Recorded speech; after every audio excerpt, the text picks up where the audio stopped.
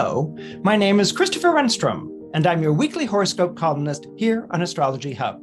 And this week, I wanted to talk to you about Mercury's trine to Pluto on June 10th. Now, this particular trine between Mercury and Pluto, Mercury is in the zodiac sign of Taurus, and Pluto is in the zodiac sign of Capricorn. This is the last time that Mercury will be forming this particular trine to Pluto in Capricorn for another, 240-esque years or something like that. So this is all kinds of exciting. Whenever we hear about these final aspects that are taking place between planets and particular signs, it puts one in mind of sort of expecting magnificent and wondrous things, something like maybe the appearance of a UFO or the parting of a Red Sea. Well, that's not exactly going to happen whenever you're dealing with the planet Mercury. Mercury, as we know, is the planet named after the god Mercury, which was the god of communication. So Mercury is the planet of communications and messaging. It's the planet of Instagram and tweets and TikTok and Facebook and however one communicates to one these days. But it's also a transactional planet. It's a planet that rules over buying and selling and deals that are made or deals that are undone. Mercury, I like to refer to in astrology as the god of small things. Now, there are gods of large and tremendous things. We have gods of storms, gods of cataclysms, gods of love, gods of war. Mercury, on the other hand, is what I call the god of small things. That's because Mercury is the planet that rules over trivial concerns, incidental facts, and technicalities that often go overlooked. Little things, mundane things, things that are part of our everyday life that we really don't give much regard to, unless, of course, all of a sudden we run afoul of them. For instance, the toaster stops working, there's a problem with the car, or the computer malfunctions. All of those things that I just listed are things that often take place during Mercury retrogrades. Okay, so we have this idea of Mercury ruling over the smooth transaction of our day-to-day lives and day-to-day things, and that during the time when Mercury is retrograde, this is when things go haywire or no longer work according to plan. All right, so this is pretty much the way that we think of Mercury and or a Mercury retrograde. But I want you to sort of think of Mercury a little differently this time with its final trine that it's making from the zodiac sign of Taurus to Pluto in the zodiac sign of Capricorn. What's with the retrograde? With the retrograde, when the planet appears to move backwards in the sky, we expect the planet to act in complete opposite to the way that it normally behaves. And so we wait until the planet turns direct again and we say, oh, yay, we're on the other side of this particular retrograde. But one of the things that's really intriguing about what happens with Mercury retrograde is that period of time after Mercury turns direct, after Mercury comes out of retrograde. Now, as you may know, Mercury came out of retrograde on June 3rd, so that was just really quite recently. But what's going to happen now that Mercury is moving forward in the sky again is that it's going to go over the same points that it went over when it was moving backwards in the sky, okay? And what's really fascinating about this is that when Mercury was moving direct a few weeks ago, it trined Pluto, okay, and it entered Gemini. Then Mercury turned retrograde in Gemini and it went backwards. It re-entered the zodiac sign of Taurus, where it trined Pluto for a second time. Mercury is now on June 3rd. Mercury came out of retrograde, so it's moving in the last degrees of Taurus again. And of course, on June 10th, as I mentioned before, it is going to trine Pluto for the third and final time. You know that phrase, third time's the charm? I wonder if the person who made that up was familiar with Mercury retrogrades and the fact that it, when it forms particular aspects to planets going in and out of retrograde, that it will form that aspect 3 times. So you sort of get 3 chances, 3 strikes, or third time's the charm. So this is what I want you to think of, this idea of third time's the charm as Mercury forms its final retrograde, its final trine to Pluto following its retrograde, and also its final trine to Pluto and Capricorn from the zodiac sign of Taurus, period. What I want you to keep in mind is that Mercury is the planet of locks and keys. Mercury is the planet of riddles and clues. Mercury is the planet responsible for getting you from here to there. This is Mercury's job in astrology. If you see a whole bunch of like dots on a piece of paper, it's Mercury that connects the dots. If you're looking at a map, it's Mercury that's able to recognize the landmarks and figure out the route.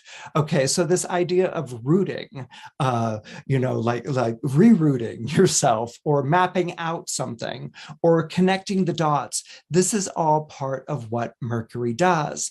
And as I said Mercury is the planet of small things, those trivial concerns, those incidental facts, those overlooked technicalities that you didn't think mattered the first time around. Well, as you can imagine, they're going to matter now. And Mercury, it's always the small things that become active or influential, the small changes, the small adjustments that count. So I want to sort of get you into the headspace of small, okay? But not small like trivial or small as in simple or small as in so what, okay? But small in terms of like a cumulative effect. Like for instance, you can have a boulder that's on the side of a mountain, and that boulder has been on the side of the mountain for, let's say, decades. Maybe tourists have pointed to it and said, look, there's a boulder on the side of the mountain. And over decades or a period of time, little pebbles have dropped and sort of like ricocheted off this boulder or sort of like amassed behind this boulder or collected or just maybe even missed the boulder altogether and they're tumbled down the side of the mountain. But let's say there's a particular day in which there is one particular pebble which happens to like add its weight to the boulder, and it's that one particular day and it's that one particular pebble that adds its weight to the boulder that sends the boulder careening down the hill. Not only does it send the boulder careening down the hill, it might instigate an entire avalanche. All right. So this is the idea that big things can result from small incidents. And it's one idea that I want you to keep in mind when we think about this Mercury trine Pluto this week. Small things can also be decisive. Okay, let's say, we've seen it when we just watched the Olympics with figure skating and skiing and all sorts of these things. You can have opponents who are neck and neck on something, very close in terms of their points and their accomplishments, but it may very well be the fraction of the point more that's going to decide the victory, that's going to decide whether someone is in second place or triumphant, or it may even decide whether someone's going to be in the winner's circle at all. So it's these small things that are going to have a decisive impact. And this is what I want you to think of with this Mercury-Pluto trine. Now, Mercury in Taurus has trined Pluto in Capricorn since the year, at least once a year, but since 2009. And in some years it was even, instead of once a year, maybe even 3 times a year because it was retrograding. But what this can mean is that maybe there's something that you've tried to accomplish. Maybe there's something that let's use a Mercury idea. Maybe there's something you applied for. Maybe there's something that you pitched. Maybe there's something that you put yourself in the running for, or you applied for a loan. In that kind of a regard, you might have submitted a request, or maybe you even sent a book off to a publisher. And maybe you've done this, I don't know, maybe you've done this since 2009, and it's always met with disapproval or closed door or no access or something along those lines. And so maybe you gave up. A lot of times it makes perfect sense. Like if it doesn't work or whatever, you just move on to something. But I'm talking to those of you who haven't. I'm talking to those of you who haven't given up. I mean, you might have felt like a failure. You might have felt despondent. You might have been like, you might have been wondering, why do I keep returning to this over and over again? Why do I keep amassing these rejection letters? Why do I keep getting turned down? Why do I keep, missing the opportunity or not making the sale or the deal or procuring that loan? What I'm going to ask you to do is try again. And I'm going to ask you to try again now. Now, for those of you who have already put into motion another try or another attempt, and again, it doesn't have to be since 2009. I mean, this could simply have been since the retrograde itself. Try it again. Fiddle with that lock. Mercury is kind of like the thief who's trying to crack the safe. They with the wheel and they back with the other wheel and it doesn't open, and with the wheel and doesn't open, and but eventually it opens, okay? Because Mercury is the god of small things. Mercury is the god of those small, little, trivial turning points.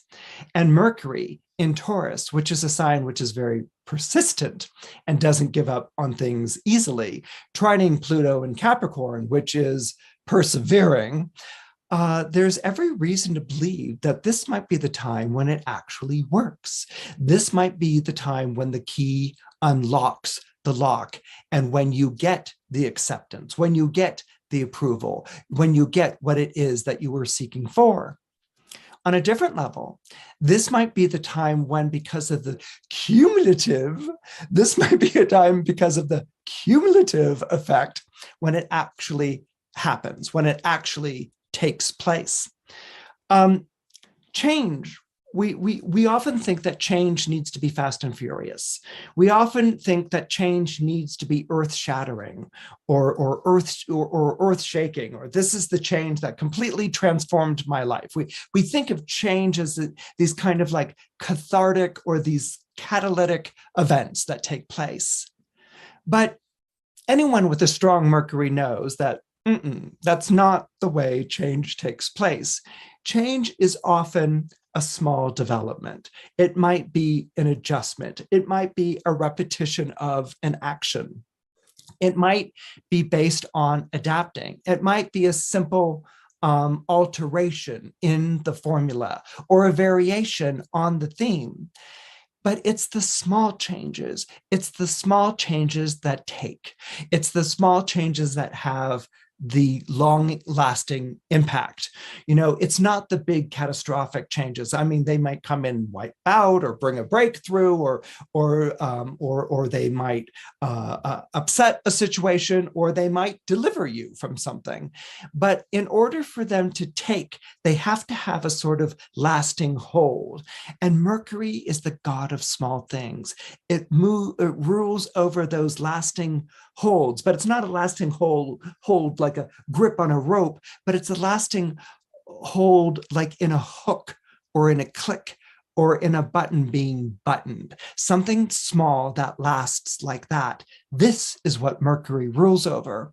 So I would very much encourage you to revisit a situation, to reapply for that loan, or to, I don't know, pick up the phone and call again this week around June 10th, because you may find that this time you actually get through.